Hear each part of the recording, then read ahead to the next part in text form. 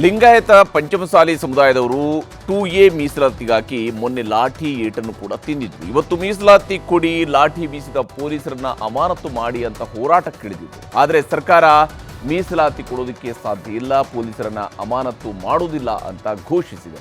ಈಗ ಮತ್ತೊಂದು ಸುತ್ತಿನ ಹೋರಾಟಕ್ಕೆ ಪಂಚಮಸಾಲಿ ಪಡೆ ಸಜ್ಜಾಗ್ತಾ ಇದ್ದು ಬಿಜೆಪಿ ಇದಕ್ಕೆ ಬೆಂಬಲ ಕೊಡ್ತಾ ಇದೆ. ಬೇಡಿಕೆ ಅಂತ ಹೇಳಲ್ಲ, ಒತ್ತಾಯ. ಅದು ಸಂವಿಧಾನಕ್ಕೆ ವಿರುದ್ಧವಾಗಿದೆ. ಕೊಡಕ್ಕಾಗಲ್ಲ ಅಂತ ಹೇಳಿರಲ್ಲ, ಪಡ್ಕೊಂಡು ದಾರಿ ಗೊತ್ತೈತಿ. ಪಂಚಮಸಾಲಿ ಸಮುದಾಯಕ್ಕೆ 2A ಮೀಸಲಾತಿ ಕೇಳಲು ಬೆಳಗಾವಿಯ ಸುವರ್ಣಸೌಧಕ್ಕೆ ಮುತ್ತಿಗೆ ಹಾಕುವ ಪ್ರಯತ್ನ ಮಾಡಿದ್ದೂ ಆಯಿತು. ಪೊಲೀಸರ ಮೇಲೆ ಕಲ್ಲು ತೂರಾಟ, ಚಪ್ಪಲಿ ಎಸೆತ ಮಾಡಿದ್ದೂ ಆಯಿತು. ಪೊಲೀಸರ ಲಾಠಿ ರುಚಿ ತಿಂದಿದ್ದೂ ಆಯಿತು. ಕೆಲವರ ಬುರುಡೆ ಒಡೆದು ರಕ್ತ ಸುರಿದಿದ್ದೂ ಆಯಿತು. ಇಷ್ಟೆಲ್ಲ ಆದಮೇಲೆ ಸರ್ಕಾರ ಬೇಕಂತಲೇ ಲಿಂಗಾಯತ ಸಮುದಾಯವನ್ನೇ ಟಾರ್ಗೆಟ್ ಮಾಡಿದೆ ಅಂತ ಆರೋಪ ಮಾಡಿದ್ದೂ ಆಯಿತು. ಆದರೆ ಈ ಮೀಸಲಾತಿ ಸಮರ ಇಲ್ಲಿಗೆ ನಿಂತಿಲ್ಲ. ಪ್ರತಿಭಟನೆ ವೇಳೆ ಪೊಲೀಸರ ಮೇಲೆ ಕಲ್ಲು ತೂರಾಟ ಆಗಿದ್ದು, ಪಂಚಮಸಾಲಿ ಸಮುದಾಯದವರ ಮೇಲೆ ಲಾಠಿ ಚಾರ್ಜ್ ಮಾಡಿದ್ದು ಎಲ್ಲವೂ ಇವತ್ತು ಬೆಳಗಾವಿ ವಿಧಾನಮಂಡಲ ಅಧಿವೇಶನದಲ್ಲಿ ಚರ್ಚೆಗೆ ಬಂತು. ಬರೀ ಚರ್ಚೆ ಅಲ್ಲ, ಬಿಸಿ ಬಿಸಿ ಚರ್ಚೆ ಆಯಿತು. ಚರ್ಚೆ ವಿಕೋಪಕ್ಕೂ ಹೋಯಿತು. ವಿಧಾನ ಪರಿಷತ್ನಲ್ಲಿ ಉತ್ತರ ಕೊಟ್ಟ ಮುಖ್ಯಮಂತ್ರಿ ಸಿದ್ದರಾಮಯ್ಯ ಯಾವುದೇ ಕಾರಣಕ್ಕೂ ಸಂವಿಧಾನದ ಆಶಯಗಳಿಗೆ ವಿರುದ್ಧವಾಗಿ ಮೀಸಲಾತಿ ಕೊಡಲ್ಲ ಅಂತ ಘೋಷಣೆ ಮಾಡಿದ್ರು. ತಾಕತ್ತಿದ್ರೆ ಮೀಸಲಾತಿ ಕೊಡಲ್ಲ ಅಂತ ಘೋಷಿಸಿ ಅನ್ನೋ ಚಾಲೆಂಜ್ ಹಾಕಿದ್ದ ಬಸವಜಯ ಮೃತ್ಯುಂಜಯ ಸ್ವಾಮೀಜಿಗೆ ಮೀಸಲಾತಿ ಕೊಡೋದಿಲ್ಲ ಅಂತ ಸದನದ ಮೂಲಕವೇ ಸಿಎಂ ಅಧಿಕೃತ ಘೋಷಣೆ ಮಾಡಿದ್ರು. ಆದ್ರೆ ಸಿಎಂ ಹಾಗೆ ಹೇಳುತ್ತಿದ್ದಂತೆ ನಮಗೆ ಬೇಕಾಗಿರುವ ಮೀಸಲಾತಿಯನ್ನ ತಗೊಳ್ಳೋದು ಗೊತ್ತಿದೆ ಅಂತ ಸರ್ಕಾರಕ್ಕೆ ಮತ್ತೆ ಪಂಚಮಸಾಲಿ ಸ್ವಾಮೀಜಿ ಸವಾಲ್ ಕೂಡ ಹಾಕಿದ್ರು. ಅಧಿವೇಶನದಲ್ಲಿ ಓಪನ್ ಹೇಳ್ರಿ, ನಮ್ಮ ಸರ್ಕಾರ ಇರೋವರೆಗೂ ಲಿಂಗಾಯತರಿಗೆ ನಾವು ಮೀಸಲಾತಿ ಕೊಡಲ್ಲ ಅಂತ ಓಪನ್ ಘೋಷಣೆ ಮಾಡಲಿ. ನಾನು ನಿಮ್ಗೆ ಕೇಳದೆ ಬಿಡ್ತೇವೆ. ಹಳ್ಳಿಗೆ ಅಡ್ಡಾಡಿ ಬರೋ 3 ವರ್ಷದಲ್ಲಿ ನಮ್ಮನ್ನು ಪ್ರೀತಿ ಮಾಡುವಂಥ, ನಮಗೆ ಗೌರವ ಕೊಡುವಂಥ ಸರ್ಕಾರ ನಾವು ಅಧಿಕಾರ ತರೋ ಪ್ರಯತ್ನ ಮಾಡ್ತೀವಿ. ನಿಮ್ಮನ್ನ ಸತಾಯಿಸಕ್ಕೆ ಹೋಗಲ್ಲ. ಇವತ್ತು ಘೋಷಣೆ ಮಾಡಿ, ನಿಮ್ಗೆ ತಾಕತ್ತಿದೆ. ಒತ್ತಾಯ, ನಾವು ಬೇಡಿಕೆ ಅಂತ ಹೇಳಲ್ಲ, ಒತ್ತಾಯ. ಅದು ಸಂವಿಧಾನಕ್ಕೆ ವಿರುದ್ಧವಾಗಿದೆ. ಯಾಕಂದ್ರೆ article 340 of the Indian constitution, ಯಾರೇ ಬ್ಯಾಕ್ವರ್ಡ್ ಕ್ಲಾಸ್ಗೆ ನಲ್ಲಿ ಅವಕಾಶವನ್ನು ಪಡ್ಕೋಬೇಕಾದ್ರೆ ಆರ್ಟಿಕಲ್ 340 ನಲ್ಲಿ ಏನು ಹೇಳ್ತಾರೆ ಅದರ ಪ್ರಕಾರ ನಡ್ಕೋಬೇಕು. ಕೊಡಕ್ಕಾಗಲ್ಲ ಅಂತ ಹೇಳಿರಲ್ಲ, ಪಡ್ಕೊಂಡು ದಾರಿ ಗೊತ್ತೈತಿ. ಹೋರಾಟ ಮಾಡಿ ನ್ಯಾಯಯುತವಾಗಿ ನಾವು ಹೋರಾಟ ಮಾಡ್ತೀವಿ. ನಾವು ಜನರ ಜೊತೆಗೆ ಇದ್ಕೊಂಡು ಹೋರಾಟ ಮಾಡಿನೇ ಮೀಸಲಾತಿ ಪಡಿತೀವಿ. ಯಾವಾಗ ಪಂಚಮಸಾಲಿ ಮೀಸಲಾತಿ ಕೊಡಲು ಆಗಲ್ಲ, ಅದು ಸಂವಿಧಾನಕ್ಕೆ ವಿರುದ್ಧವಾಗಿದೆ ಅಂತ ಸಿಎಂ ಘೋಷಿಸಿದ್ರು, ವಿಧಾನ ಪರಿಷತ್ನಲ್ಲೇ ಬಿಜೆಪಿಯವರು ಧರಣಿಗೆ ಕೂತ್ರು. ಸದನದ ಬಾವಿಗಿಳಿದ್ರು, ಸರ್ಕಾರದ ವಿರುದ್ಧ ಧಿಕ್ಕಾರ ಕೂಗಿದ್ರು. ಆಗ ಮುಖ್ಯಮಂತ್ರಿ ಸಿದ್ದರಾಮಯ್ಯ ಸಿಟ್ಟಾದ್ರು.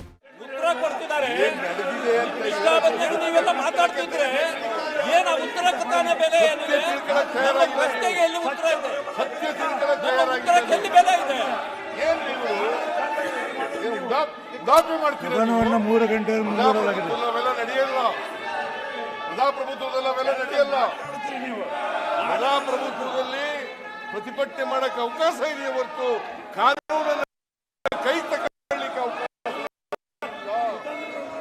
ಕಾನೂನನ್ನು ಯಾರೇ ಕೈ ಸರ್ಕಾರ ಸುಮ್ಮನೆ ಬಿಡಲ್ಲ. ವಿಧಾನಸಭೆಯಲ್ಲಿ ಬೆಳಿಗ್ಗೆಯೇ ಪಂಚಮಸಾಲಿ ಮೀಸಲಾತಿ ವಿಚಾರದಲ್ಲಿ ಸಿಎಂ ಸಿದ್ದರಾಮಯ್ಯ ಸ್ಪಷ್ಟ ಮಾತುಗಳಲ್ಲೇ ಸರ್ಕಾರದ ನಿಲುವನ್ನ ಹೇಳಿದ್ರು.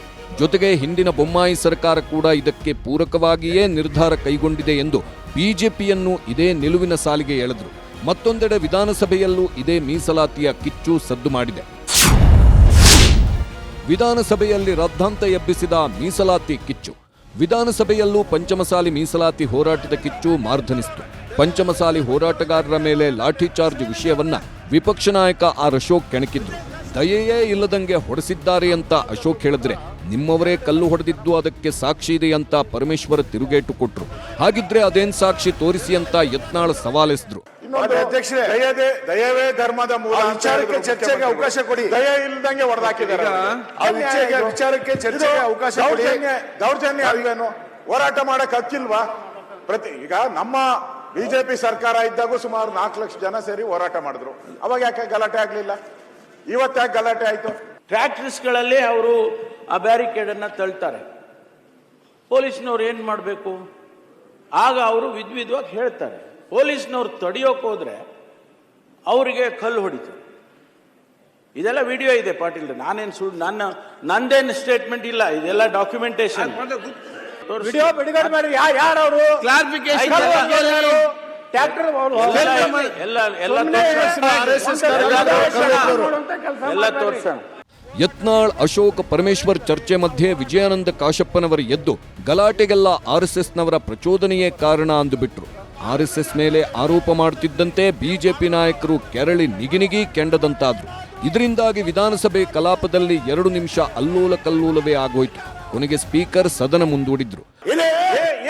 ನೋಡ್ತೀವಿ ಸರ್ವೋಚ್ಚ ನ್ಯಾಯಾಲಯದಲ್ಲಿ ತಡೆ ಹಿಂಬಲ ಬಂದು ಕೊಡ್ತೀರಿ ಸರ್ಕಾರದಿಂದ, ಮತ್ತೆ ಮೀಸಲಾತಿ ಕೊಡ್ತೀರಿ, ತಡಗ ಮಾಡ್ತೀರಿ. ಇಲ್ಲಿ ಬಂದು ರಾಜಕೀಯ ಪ್ರಯೋಜನ ನಿಮ್ಮ RSS ಬಂದು ನೀವು ತಗೊಂಡು ಕಲ್ಲು ಹೊಡಿಸ್ತೀರಿ ಪೊಲೀಸರಿಗೆ. ಅಲ್ಲಿ ಹೊಡೆದಿದ್ದ RSS ಅವರು.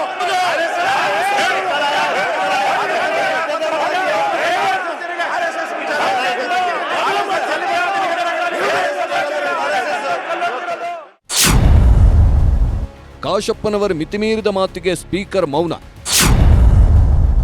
ಸ್ಪೀಕರ್ ಕಚೇರಿಗೆ ನುಗ್ಗಿ ಬಿಜೆಪಿಯವರಿಂದ ಘೇರಾವ್. ಆರ್ಎಸ್ಎಸ್ ಬಗ್ಗೆ ವಿಜಯಾನಂದ ಕಾಶಪ್ಪನವರ ಅವಾಚ್ಯ ಪದ ಬಳಸಿದ್ದಕ್ಕೆ ಸಿಟ್ಟಾದ ಬಿಜೆಪಿಯವರು ಸ್ಪೀಕರ್ ಕಚೇರಿಗೆ ನುಗ್ಗಿದ್ರು. ನಾಲಾಯಕ್ ಸ್ಪೀಕರ್ ನೀವು, ಒಂದು ಪಕ್ಷದ ಪರ ಇದ್ದೀರಾ ಅಂತೆಲ್ಲ ಕೂಗಾಡಿದ್ರು. ಕೊನೆಗೆ ಪರಮೇಶ್ವರ್, DK ಶಿವಕುಮಾರ್ ಬಂದು ಸಮಾಧಾನ ಪಡಿಸಿದ್ರು. ಸ್ಪೀಕರ್ ಕೂಡ ಕೂಲಾಗಿದ್ರು. ಇದರ ಮಧ್ಯೆ ಸಭಾಧ್ಯಕ್ಷರ ವಿರುದ್ಧ ಅವಿಶ್ವಾಸ ಗೊತ್ತುವಳಿ ನಿರ್ಣಯ ಮಂಡಿಸುವುದಕ್ಕೂ ಬಿಜೆಪಿಯವರು ರೆಡಿಯಾಗಿದ್ರು. ಇವತ್ತು ಪಾಯಿಂಟ್ ಆಫ್ ಆರ್ಡರ್ ಇದ್ರೂ ಕೂಡ ಅವರು ಕಿವಿಗೆ ಮೈಕ್ ಹಾಕ್ಕೊಂಡು ಕೇಳಿಸಿದ ರೀತಿ ನಡೆಯುವಂಥದ್ದು, ಒಂದು ರೀತಿ ಆಡಳಿತ ಪಕ್ಷ ಏನು ಹೇಳಿತೋ ಆ ಥರ ಕುಣಿಯುವಂಥ ಒಂದು ವ್ಯವಸ್ಥೆ ಆಗ್ತಾ ಇರುವಂಥದ್ದು, ಇದು ಆ ಸ್ಪೀಕರ್ ಸ್ಥಾನಕ್ಕೆ ಗೌರವ ತರುವಂಥ ವಿಚಾರ ಅಲ್ಲ. ಸ್ಪೀಕರ್ಗೆ ನಾವು ಕೇಳಿದ್ವಿ, ಹಿಂಗ್ಯಾಕೆ ಒನ್ ಸೈಡೆಡ್ ಅದೇರಿ, ನಾವು ಐತಲ್ಲ ಪಾಯಿಂಟ್ ಆಫ್ ಆರ್ಡರ್ ರೈಸ್ ಮಾಡಿದಾಗ ಸಭಾಧ್ಯಕ್ಷರು ಅದಕ್ಕೆ ಅವಕಾಶ ಮಾಡಿಕೊಡ್ಬೇಕಾಗ್ತೈತಿ. ಪಾಯಿಂಟ್ ಆಫ್ ಆರ್ಡರ್ ಅಂತ ಹೇಳಿದಾಗೂ ಕೂಡ ಸಭಾಧ್ಯಕ್ಷರು ಅದನ್ನ ಕೇಳಿನೂ ಕೂಡ ಬೇರೆಯವರಿಗೆ ಅವಕಾಶ ಮಾಡಕ್ ಕೊಡತ್ತಾರ. ಅಂದ್ರೆ ಇವ್ರ ಬುದ್ಧಿ ಬರೋಬ್ಬರಿ ಇಲ್ಲ, ಸಭಾಧ್ಯಕ್ಷರದು ಪರ್ಪಸ್ಲಿ ಇದನ್ನ ಮಾಡ್ತಾ ಇದ್ದಾರೆ. ಹೀಗೆ ತಮ್ಮ ವಿರುದ್ಧವೇ ಆರೋಪ ಮಾಡಿದ ಬಿಜೆಪಿ ಅವರನ್ನ ಕರೆದು ಸ್ಪೀಕರ್ ಮಾತಾಡಿ ಒಂದು ಹಂತಕ್ಕೆ ಎಲ್ಲವನ್ನೂ ತಣ್ಣಗಾಗಿಸಿದ್ರು. ಸದನದಲ್ಲಿ ಬಿಜೆಪಿಯವರಿಗೂ ಮಾತಾಡುವುದಕ್ಕೆ ಅವಕಾಶ ಕೊಡ್ತೀವಿ ಅಂತ ಸಮಾಧಾನ ಹೇಳಿದ್ರು. ಇದಾದ ಮೇಲೆ ವಿಧಾನಸಭೆ ಕಲಾಪ ಮತ್ತೆ ಶುರುವಾಯಿತು. ಆದರೆ ಮತ್ತೆ ಗಲಾಟೆ ಮುಂದುವರಿಯಿತು. ಸಿಎಂ ಸಿದ್ದರಾಮಯ್ಯ ಹಿಂದೂ ವಿರೋಧಿ ಅಂತ ಯತ್ನಾಳ್ ಹೇಳುತ್ತಿದ್ದಂತೆ ಸಂತೋಷ್ ಲಾಡ್ ರೊಚ್ಚಿಗೆದ್ರು.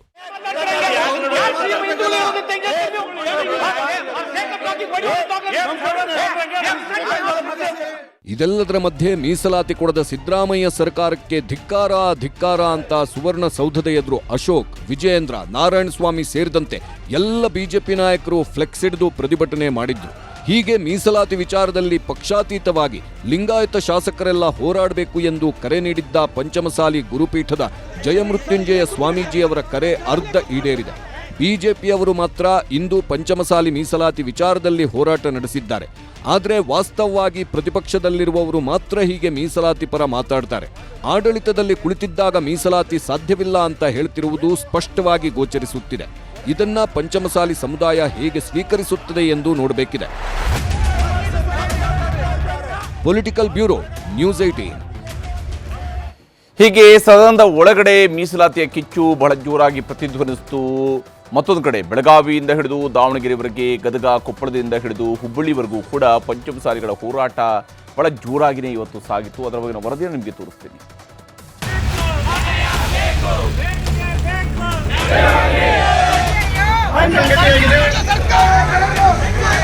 ಮೊನ್ನೆ ಲಾಠಿ ಚಾರ್ಜ್ ಖಂಡಿಸಿ ಇಂದು ಜಯಮೃತ್ಯುಂಜಯ ಶ್ರೀ ನೇತೃತ್ವದಲ್ಲಿ ಭಾರೀ ಪ್ರತಿಭಟನೆ ನಡೆಸಲಾಯಿತು. ಹೆದ್ದಾರಿ ತಡೆದು ಟೈರ್ಗೆ ಬೆಂಕಿ ಹಚ್ಚಿ ಪ್ರತಿಭಟನಾಕಾರರು ಕಿಡಿಕಾರಿದ್ರು. ಲಿಂಗಾಯತ ವಿರೋಧಿ ಸಿಎಂ, ಡಿಸಿಎಂ ಅಂತ ಆಕ್ರೋಶ ವ್ಯಕ್ತಪಡಿಸಿದ್ರು.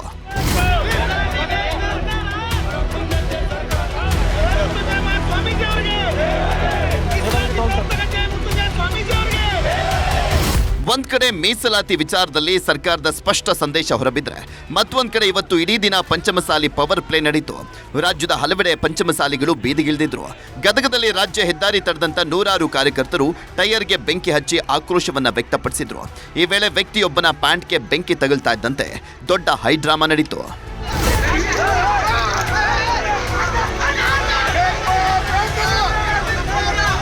ವಿಜಯಪುರದಲ್ಲೂ ಪಂಚಮಸಾಲಿ ಹೋರಾಟದ ಕಾವು ಜೋರಾಗಿ ದಗದಗಿಸಿತು.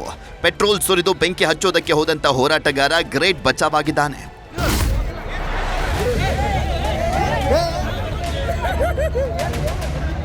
ಧಾರವಾಡದಲ್ಲೂ ಪಂಚಮಸಾಲಿಗಳ ಹೋರಾಟ ಜೋರಾಗಿತ್ತು. ಗೋವಾ ಹೆದ್ದಾರಿಗೆ ತಡೆ ಹಾಕಿದ ಪ್ರತಿಭಟನಾಕಾರರು ಸರ್ಕಾರದ ವಿರುದ್ಧ ರಣಕಹಳೆಯನ್ನ ಮೊಳಗಿಸಿದ್ರು. ಈ ವೇಳೆ ಮಧ್ಯ ಪ್ರವೇಶಿಸಿದ ಪೊಲೀಸರು ಪ್ರತಿಭಟನಾಕಾರರ ಮನವೊಲಿಸಿದ್ರು. ಬೆಳಗಾವಿಯಲ್ಲಿ ಪಂಚಮಸಾಲಿ ನಾಯಕರು ಪ್ರತಿಭಟನೆಯನ್ನ ಮಾಡಿದ್ರು. ಚಿಕ್ಕೋಡಿಯ ಯಡೂರ ಗ್ರಾಮದಲ್ಲಿ ಟೈರ್ಗೆ ಬೆಂಕಿ ಹಚ್ಚಿ ಸರ್ಕಾರದ ವಿರುದ್ಧ ಧಿಕ್ಕಾರ ಕೂಗಿದ್ರು.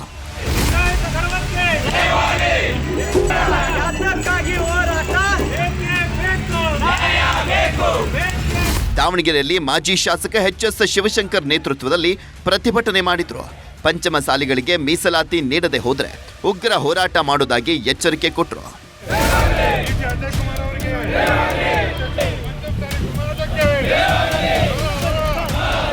ಕಲಬುರಗಿಯಲ್ಲಿ ಪಂಚಮಸಾಲಿ ಲಿಂಗಾಯತ ಸಮಾಜದಿಂದ ಪ್ರತಿಭಟನೆ ನಡೆಸಲಾಯಿತು. ನಗರದ ಜಗತ್ ವೃತ್ತದಿಂದ ಜಿಲ್ಲಾಧಿಕಾರಿ ಕಚೇರಿವರೆಗೂ ಪ್ರತಿಭಟನಾ ರ್ಯಾಲಿಯನ್ನು ನಡೆಸಿ ಲಾಠಿ ಚಾರ್ಜ್ ಮಾಡಿದ ಅಧಿಕಾರಿಗಳ ವಿರುದ್ಧ ಕ್ರಮಕ್ಕೆ ಆಗ್ರಹಿಸಿದರು.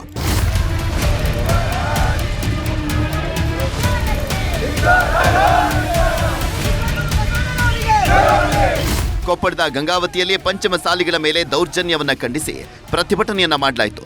ಪ್ರತಿಭಟನೆಯಲ್ಲಿ ಭಾಗಿಯಾದಂಥ ಶಾಸಕ ಗಾಲಿ ಜನಾರ್ದನ್ ರೆಡ್ಡಿ ಗಂಗಾವತಿಯ ಕಿತ್ತೂರು ಚೆನ್ನಮ್ಮ ವೃತ್ತದಿಂದ ಸಿಬಿಎಸ್ದವರೆಗೂ ಕೂಡ ಬೃಹತ್ ಮೆರವಣಿಗೆಯನ್ನ ಮಾಡಲಾಯಿತು.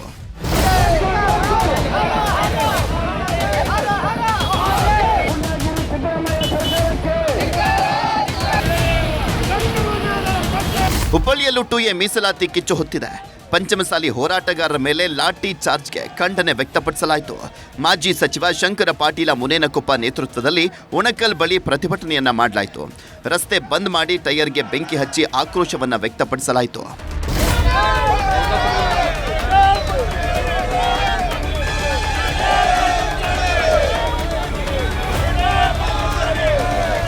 ಯಾರು ಎಷ್ಟೇ ಪ್ರತಿಭಟನೆ ಮಾಡಿದ್ರೂ ಪಂಚಮಸಾಲಿಯವರ 2A ಮೀಸಲಾತಿ ಸಿಗಲ್ಲ. ಸಂವಿಧಾನಕ್ಕೆ ವಿರೋಧವಾಗಿದೆ ಅಂತ ಸಿಎಂ ಹೇಳಿಕೆಯನ್ನ ಕೊಟ್ಟಿದ್ದಾರೆ. ಅಲ್ಲಿಗೆ ಸರ್ಕಾರ ಮೀಸಲಾತಿ ಅಸಾಧ್ಯ ಅಂತ ಹೇಳಿದೆ. ಈಗ ಪಂಚಮಸಾಲಿ ಹೋರಾಟ ಮುಂದುವರಿಯುತ್ತಾ ನಿಲ್ಲುತ್ತಾ ಅನ್ನೋದಕ್ಕೆ ಕಾಲವೇ ಉತ್ತರಿಸಬೇಕು.